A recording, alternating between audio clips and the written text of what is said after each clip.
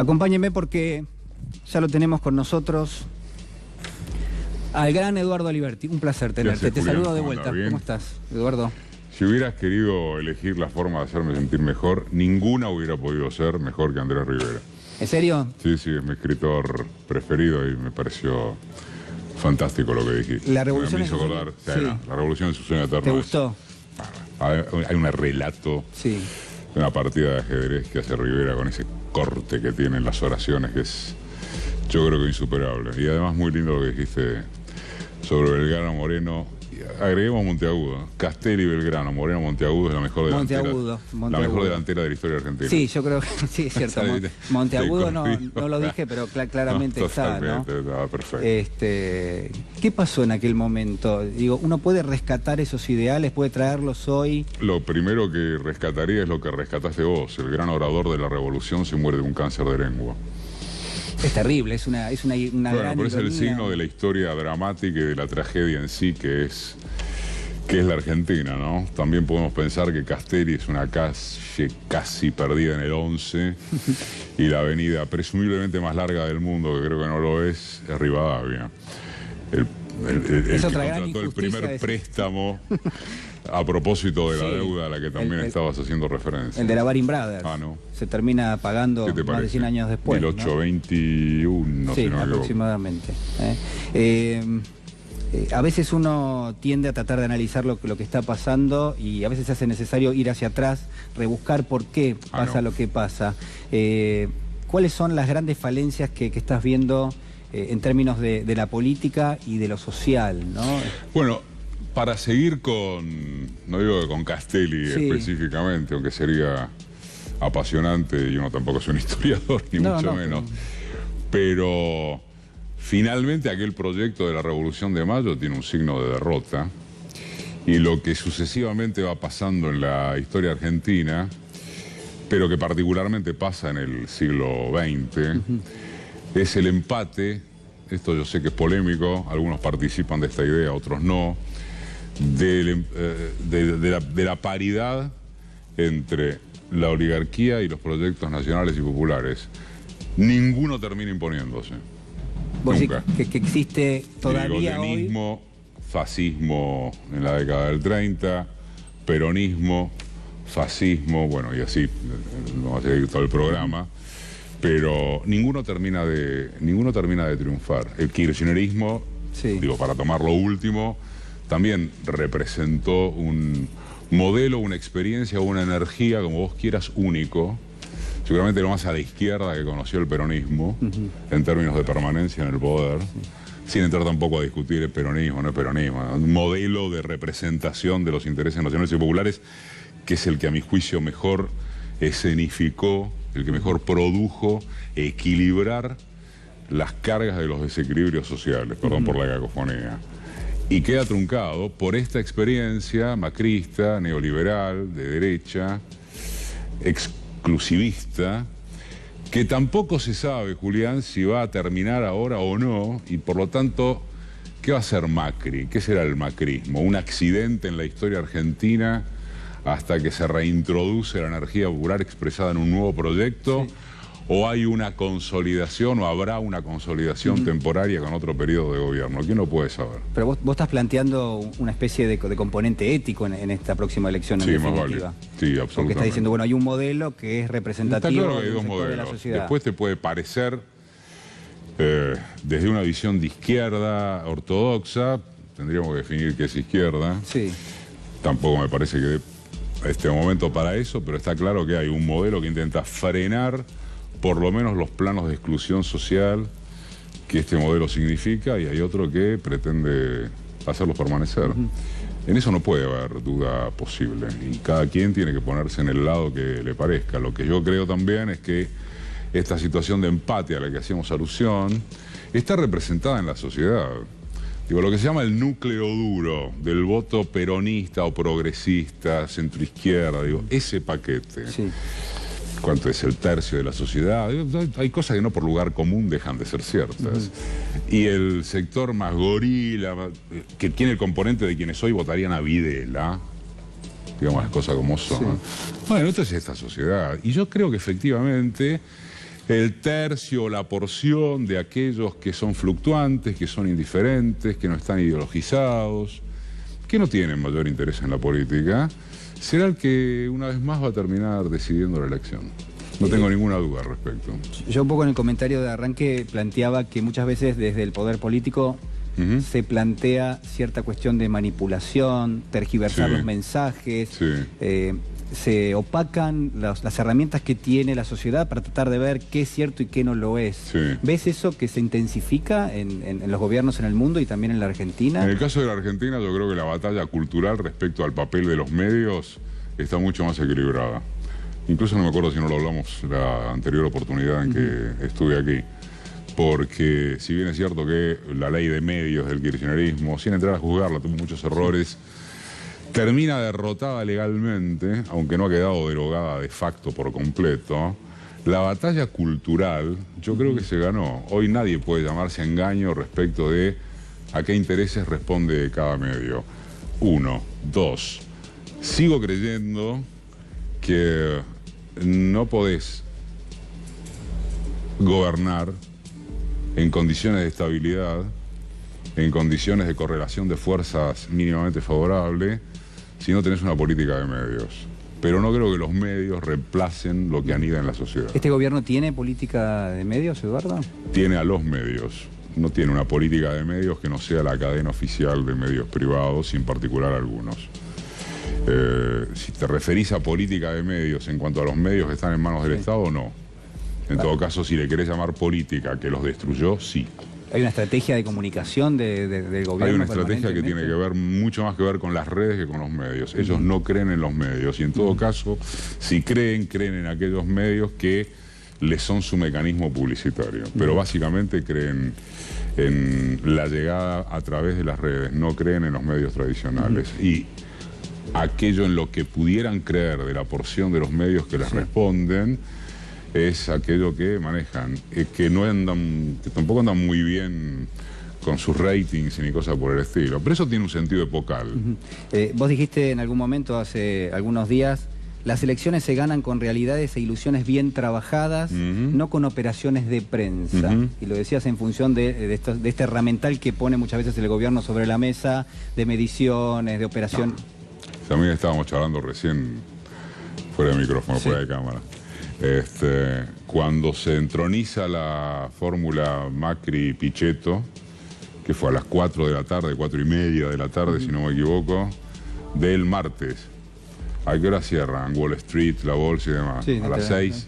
Y ya estaban hablando de lo bien que había caído todo. Déjate de joder. ¿Vos no crees que...? No. A ver, no creo que haya sido una jugada genial de ajedrez o de Pichetto. El efecto Pichetto, decís vos, no, la verdad es que no creo que vaya a ser por aquello que se indican que es el efecto Pichetto ahora.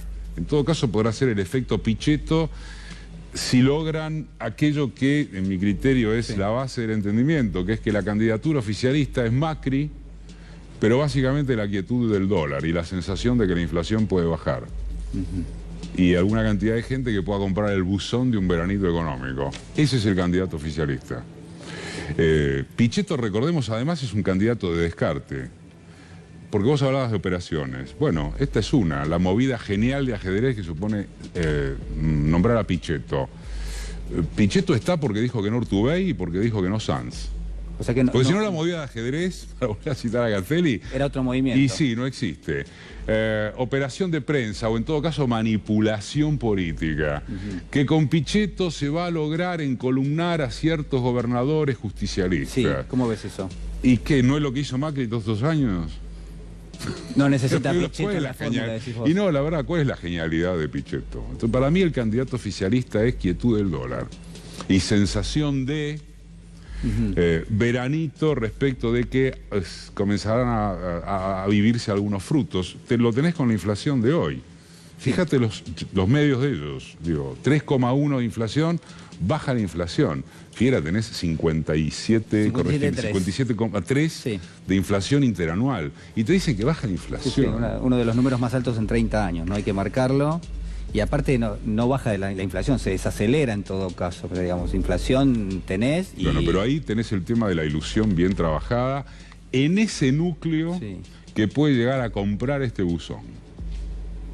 ¿Y qué pasa por debajo, digamos? ¿Cómo estás viendo? Vos tenés contacto con todo el mundo, digo, ¿cómo ves la economía? No sé si con todo el mundo. Bueno, digo, te manejás en distintos ámbitos. A valores de hoy yo creo que claramente se vivirían las horas finales del macrismo. Porque creo que la bronca es muchísima, porque creo que hay una fórmula inteligente, creo que es potente la fórmula en la provincia de Buenos Aires, creo que el voto en el conurbano puede ser decisivo, creo que en principio La Baña cooptaría mucho más de Cambiemos que del Frente de Todos. Eso pero esa es la primera vuelta. Sí, está bien, pero esa es la foto de hoy. Porque en función de lo que te dije, soy de los que creo que se hace necesario para el Frente Todos ganar en primera vuelta. ¿Por qué? Porque la segunda vuelta es el riesgo de la tensión entre aquello que Durán Barba dijo. Yo creo que en eso acertó. Esto es la confrontación entre el desencanto, la decepción y el miedo de algunos. En eso no tengo mayores, supongo, originalidades que señalar. ¿Vos pensás que ese miedo se puede regenerar en la sociedad? Sí, más allá de lo que pueda generarse desde el punto de vista de las operaciones de prensa o publicitariamente, en caso de crearse algún veranito económico, bueno, en esa batalla entre miedo y decepción, el tema del miedo, ellos son estratégicamente inteligentes desde el punto publicitario, les podría dar resultados. Sería lamentable, pero no tengo una visión romántica de los comportamientos populares, ni aquí ni en ninguna parte. Sí, también creo una cosa más. Estamos viviendo un momento muy interesante de revulsión en lo que se consideró que iba a ser un periodo largo de los procesos de derechización en América Latina. Si aquí hay un cambio, si Lula es liberado, si el proceso en Brasil sigue el grado de derrumbe que se está advirtiendo a meses nada más que de la victoria de Bolsonaro, estás teniendo que en los dos motores de América Latina puede haber una reversión de lo que se imaginó que derrotado el populismo había llegado para quedarse por décadas. Leí algo en el mismo sentido, no es lo mismo de Atilio Borón. Lo vi el lunes en Página. ¿Y realmente lo crees? Digo, me pareció en un punto exagerado. ¿Por qué? Bueno, porque ¿Por uno optimista? porque uno ve el despliegue de determinado tipo de ejes ideológicos que bajan desde Estados Unidos. Sí, pero la historia sigue dando vueltas. Estados Unidos tampoco es la potencia invencible que era otrora. Creo que geopolíticamente estamos hablando de otra cosa. Creo que no es la guerra comercial entre Estados Unidos y China. Creo que es una guerra tecnológica profundísima, donde Rusia también tiene que decir lo suyo. Estados Unidos no es la potencia que conocimos. ¿Y cuál es el papel digo, no, la verdad que a veces hay preguntas que uno las tiene que pensar mucho. Y las que tampoco puedes saber contestar. No, pues ya no quiero abusarme, pero digo, me da por preguntarte cuál es el papel de la Argentina en ese rol. Es algo muy difícil de responder, ¿no? Es polémico. Creo que a veces se sobreestima la importancia geopolítica que la Argentina tiene. Pero digo, el motor, en mi opinión, esto lo hemos charlado mucho justamente con la gente del diario, ¿no? De Página. El motor de la visión respecto del papel estratégico de América Latina para el imperio, para los chinos, es Brasil, no es la Argentina. Entonces me parece que a veces se sobreestima el papel geopolítico de la Argentina. Y a veces también se lo subestima. Ahora, si vos tenés un combo, me parece, de Brasil y Argentina, en ruta de modificar lo que se consideró que estaba consolidado, bueno, ojota. Vos decís, por ejemplo, si se empieza a desintegrar el Mercosur de a poco. No, y también... Que se vio como corset en gran medida. A ver, desintegrado está virtualmente, pero si estamos hablando de un retorno de un modelo con intencionalidades diferentes en Argentina, y hay problemas serios en la fascistización de Brasil, fascistización desde una economía de mercado, porque también entendamos esta situación. Sí, por supuesto. Bueno, entonces, ¿de qué estábamos hablando? Cuando hablábamos de perdió el kirchnerismo, ganó Bolsonaro, se acabó todo. A ver, la historia sigue dando vueltas. Nunca se detiene. ¿Y qué pasa con un planteo que uno a veces puede evaluar?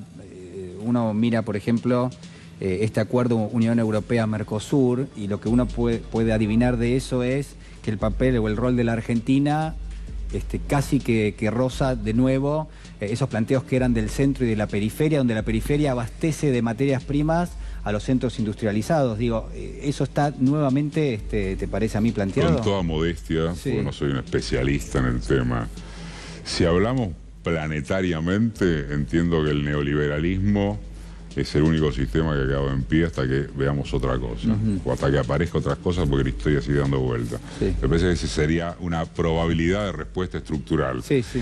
Si hablamos de coyuntura, bueno, no es lo mismo Mercosur devaluado, Mercosur de empresas, Claro. y no Mercosur de pueblos. Bueno, Mercosur, en definitiva, bueno, no es lo mismo eso que Argentina y Brasil bajo regímenes políticos como lo que se conocieron con Lula y Kirchner. Y si te traigo al mercado local, al mercado doméstico...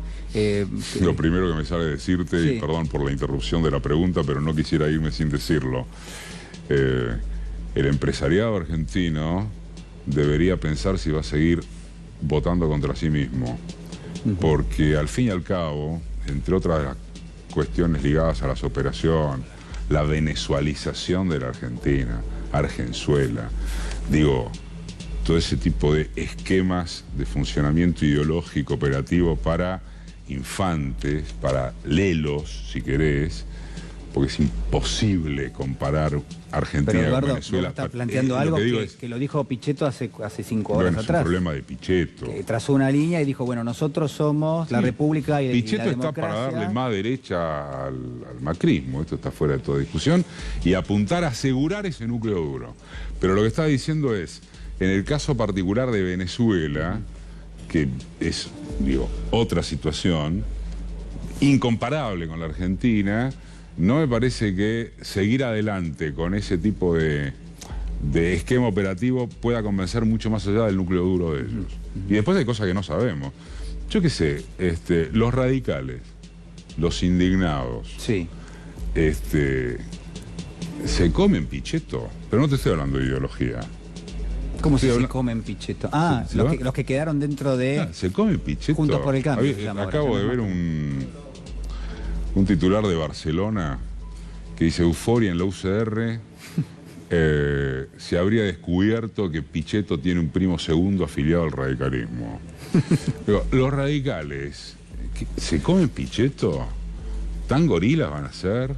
Digo, me parece que está en juego otra cosa en este país, ¿no? Entonces, no me parece, a mí no me parece que podamos pensar en que incluso fuera de los sectores más gorilas, pues esos son irrecuperables, me parece que hay una porción de la sociedad que abreva, si querés, en buenas tradiciones del liberalismo en el sentido político, democrático, que tiene que pensar definitivamente en que octubre es una instancia decisiva.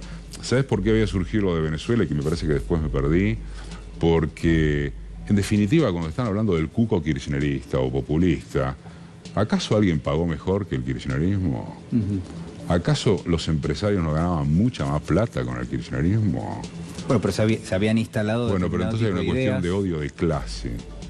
¿Y sabes qué? ¿Te parece que jugó un rol eso? Sí, sí, un empresariado que tiene cabeza, que es clase dominante pero no clase dirigente. Dicen que, estaba leyendo el otro día, ahora no recuerdo bien, uno de estos autores que decía qué importante que es el rol de las élites en cada uno de los países, digamos, de los sectores dirigentes, ¿no? Empresarios, de la cultura en general, porque tiene una responsabilidad enorme de conducir el país hacia el desarrollo, pero tratando de ser refractarios a intereses que muchas veces vienen de afuera y que no te llevan para ese lado. O son cuadros políticos que saben conducir hacia situaciones de profunda injusticia social y desequilibrio, pero con muñeca política. No es el caso que yo conozca de la élite argentina. Quizás el último intento haya sido Helvar, que no en vano fue citado por Cristina. Cristina. Pero, si vos me planteas una derecha, qué sé yo, inteligente de mirada estructural, que yo plantea la chilena. Ahora, la Argentina, digo, me parece una runfla. Entonces, yo tengo serias dudas. Yo creo que acá conduce el Estado. Hasta que en el mejor de los casos pudiera recrearse una burguesía con pensamiento de sujeto político de mentalidad nacional. No creo en la capacidad del empresariado argentino para conducir en términos modernos al capitalismo que pregonan. Vos sos partidario de un Estado omnipresente. Absolutamente. Soy y creo en las vanguardias. Alguien no diría intervencionista en cada sector de la... Sí, intervencionista es una palabra con mala fama. Viste que están las palabras de ellos y las palabras nuestras. Ah, no sabía, pero sí, algunas sí. Facho es nuestra. Negro de mierda es de ellos, qué sé yo, por decir.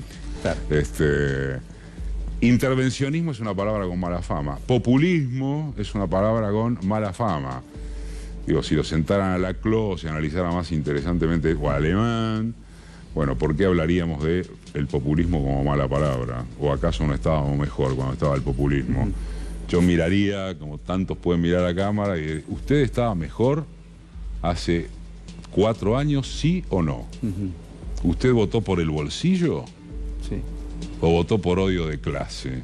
Y por dejarse llevar respecto de tirarse una cana al aire en torno de qué podía pasar con un empresario presuntamente desarrollista que no iba a robar. Bueno, la mejor forma de terminar la nota me parece que es esa, ¿no? No sé, indagar a... Después de vos con Castelli y Rivera yo me saco... No, Castelli... Bueno, Castelli un poco hace eso, ¿no? En el libro se pregunta y es la mejor forma de tratar de responderse. Eduardo, muchísimas gracias. No, a vos, viejo, 1000 gracias otra vez. Ha sido muy amable, muchísimas gracias.